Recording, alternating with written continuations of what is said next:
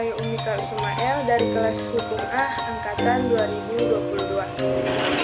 Tujuan saya membuat video ini ingin menjelaskan tentang mata kuliah Ilmu Pendidikan Kewarganegaraan.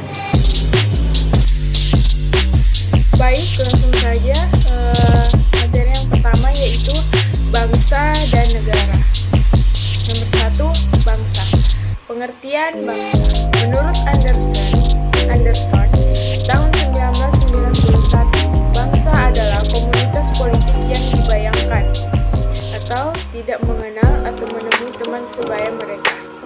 Suatu bangsa dapat membayangkan diri mereka sebagai suatu bangsa apabila 3 ciri budaya kuno melemah, yaitu bahasa tulis, raja kehilangan status atau separuh dewa, dan tentang waktu tidak dikacaukan dengan kosmologi dan sejarah. Nah, selanjutnya poin yang kedua yaitu bagian B, pembentukan bangsa. Menurut Friedrich Hertz, ada 4 unsur pengaruh dalam terbentuknya bangsa. Yang pertama yaitu keinginan untuk mencapai kesatuan nasional, kesejahteraan sosial, ekonomi, politik, agama, kebudayaan, komunikasi, dan solidaritas. Yang kedua yaitu keinginan untuk mencapai kemerdekaan, kebebasan nasional atau tanpa campur tangan bangsa lain. Yang ketiga yaitu keinginan untuk mendirikan keunggulan, individualitas, keaslian, dan kekhasan. Nomor 4 yaitu keinginan untuk menonjolkan atau unggul di antara bangsa dalam mengejar kehormatan dan pengaruh. Baik, poin selanjutnya itu negara. Pengertian negara. Menurut Soltau, negara adalah alat atau agensi atau wewenang yang mengatur atau mengendalikan persoalan bersama atas nama masyarakat. Adapun sifat-sifat negara yaitu sifat memaksa atau perlu ditaati untuk ketertiban masyarakat. Selanjutnya, sifat monopoli atau negara punya sifat monopoli yaitu menetapkan tujuan bersama dari masyarakat. Yang ketiga yaitu sifat mencakup semua atau peraturan perundang-undangan berlaku bagi semua orang tanpa terkecuali. Bagian C, adapun teori terbentuknya negara yaitu teori ketuhanan atau Devin teori. Negara yaitu negara diciptakan oleh Tuhan atau raja ditunjuk Tuhan atau kekuasaan raja sifatnya suci sehingga pelanggaran raja merupakan pelanggaran terhadap Tuhan. Adapun syarat-syarat berdirinya suatu negara yaitu harus memiliki rakyat atau berada dalam suatu negara dan tunduk kepada kekuasaan. Yang kedua wilayah yaitu landasan material atau fisik sebuah negara. Selanjutnya pemerintahan atau organisasi dari suatu negara. Yang selanjutnya kedaulatan yaitu kekuasaan tertinggi untuk melaksanakan undang-undang. Dan fungsi dan tujuan negara. Fungsi dan tujuan negara terbagi atas 2 yaitu fungsi esensial atau mempertahankan negara sebagai organisasi politik yang berdaulat. Selanjutnya yang kedua yaitu fungsi fakultatif yaitu meningkatkan kesejahteraan di segala bidang. Syarat berdiri selanjutnya yaitu pengakuan dari negara lain. Pengakuan dari negara lain terbagi atas 2 yaitu pengakuan secara de facto atau bisa menimbulkan hubungan dan perdagangan suatu negara, dan juga pengakuan secara de jure yaitu bersifat penuh yaitu menimbulkan hubungan dagang, ekonomi, diplomatik, dan ketaatan. Poin yang ketiga yaitu hak dan kewajiban warga negara. Nomor 1, pengertian warga negara. Warga negara adalah individu sebagai bagian dari suatu penduduk yang menjadi unsur negara. Yang kedua, warga negara, yaitu pada pasal 26 ayat 1 Undang-Undang 1945, pengertian warga negara yaitu orang atau bangsa Indonesia asli dan dipandang sebagai warga negara. Poin yang ketiga yaitu hak dan kewajiban warga negara. Syarat objektif formal atau berbangsa dan bernegara, yaitu ada hak atau sesuatu yang harus didapat, baik material maupun non-material. Yang kedua, kewajiban, yaitu sesuatu yang dituntut pihak berkepentingan.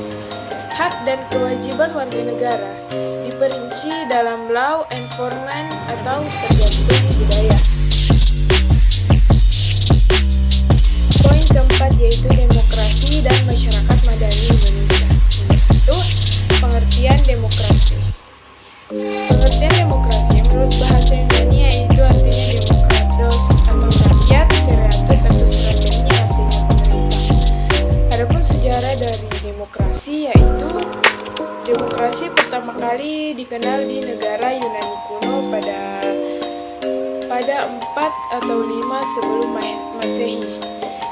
Sistem demokrasi, sistem negara sistem negara kota atau city state mendapat reaksi keras dari negara-negara di zamannya karena menerapkan sistem monarki atau sistem kerajaan tertua. Hak turun-temurun, tetapi dipilih anarki. Selanjutnya nomor 2 yaitu parameter demokrasi.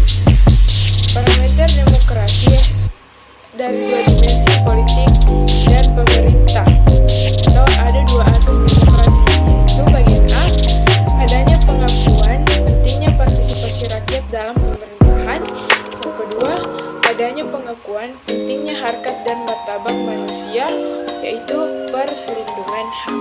Nomor 3 yaitu hak asasi manusia. Menurut Wibirsono, pandangan antologis yang spiritual dengan pandangan materialistik melahirkan yaitu konsep HAM yang berbeda. Yang kedua, bertentangan dengan implikasinya atau bertentangan di masyarakat.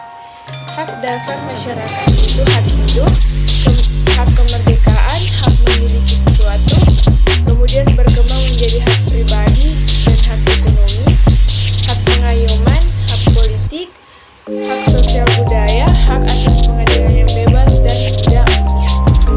Selanjutnya nomor 4 yaitu negara hukum atau Rechtsstaat dan the rule of law. Negara hukum diterjemahkan Rechtsstaat dan role. Negara hukum adalah negara yang memberi perlindungan hukum bagi warga negara melalui lembaga peradilan yang bebas dan tidak memihak serta menjamin HAM.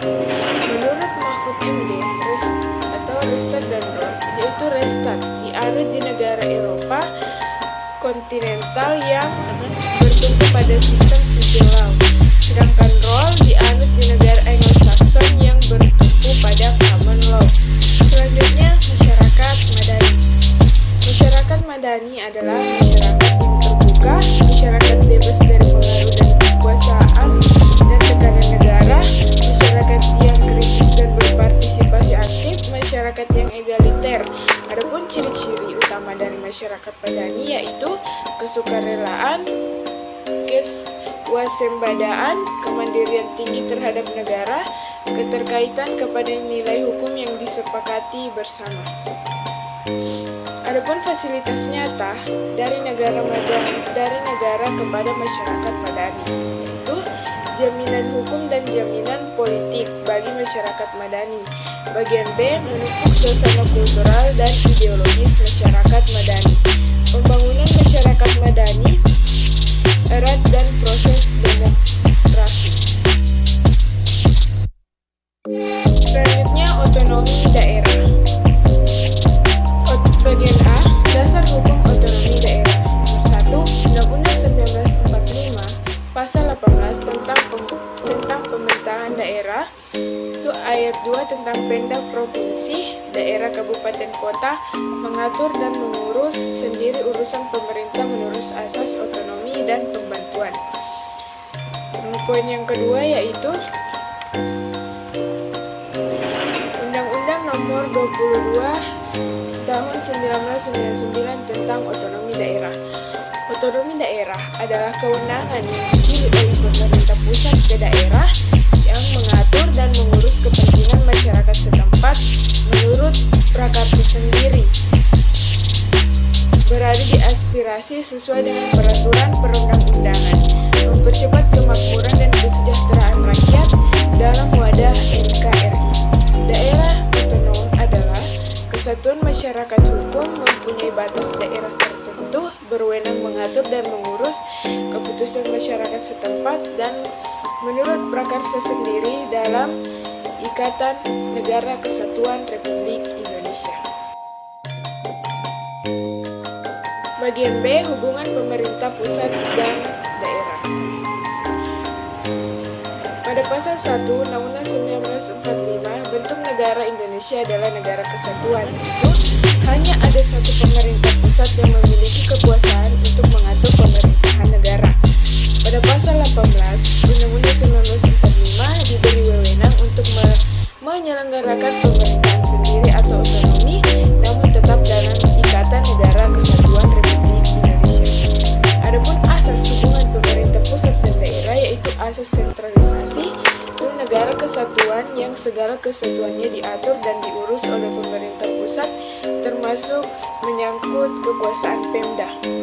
Yang kedua, asas desentralisasi, yaitu penyerahan wewenang pemerintah pusat ke daerah otonom dalam rangka NKRI di kabupaten kota. Yang ketiga, asas dekonsentrasi, yaitu pelimpahan wewenang ke wilayah instalasi vertikal yang lebih tinggi kepada pejabatnya di daerahnya di tingkat provinsi. Selanjutnya, asas pembantuan, yaitu asas turut serta dalam pelaksanaan urusan pemerintahan daerah dengan mempertanggungjawabkannya kepada yang memberi tugas. Selanjutnya, bagian D, kewenangan daerah. Menurut Undang-Undang Nomor 22 Tahun 1999 dan Undang-Undang Nomor 32 Tahun 2004, kewenangan otonomi daerah adalah semua urusan kecuali bidang politik luar negeri, bidang pertahanan keamanan, bidang moneter dan fiskal, bidang hukum dan peradilan, dan bidang agama. Bagian E, perangkat otonomi daerah. Adapun perangkat otonomi daerah yaitu pemerintah daerah. Yang kedua, Dewan Perwakilan Rakyat atau yang biasa kita kenal dengan DPR, lembaga teknis daerah, dinas daerah, wakil kepala daerah, sekretaris daerah. Prinsip-prinsip penyelenggaraan otonomi daerah menurut Undang-Undang Nomor 22 Tahun 1999 dan Undang-Undang Nomor 32 Tahun 2004. Prinsip nomor 1, prinsip otonomi luas, yaitu keleluasaan daerah untuk menyelenggarakan menyelenggarakan pemerintahan sesuai wewenang yang diberikan dengan pemerintah pusat. Yang kedua yaitu prinsip otonomi nyata atau keleluasaan daerah untuk menyelenggarakan pemerintahan di bidang tertentu secara nyata yang tumbuh, hidup, dan berkembang di daerah. Yang ketiga yaitu prinsip otonomi yang bertanggung jawab, yaitu perwujudan tujuan pemberian otonomi daerah dalam peningkatan pelayanan dan kesejahteraan masyarakat. Baik, terima kasih. Mungkin itu saja sedikit penjelasan saya tentang materi pendidikan kewarganegaraan. Kurang dan lebihnya mohon dimaafkan. Assalamualaikum warahmatullahi wabarakatuh.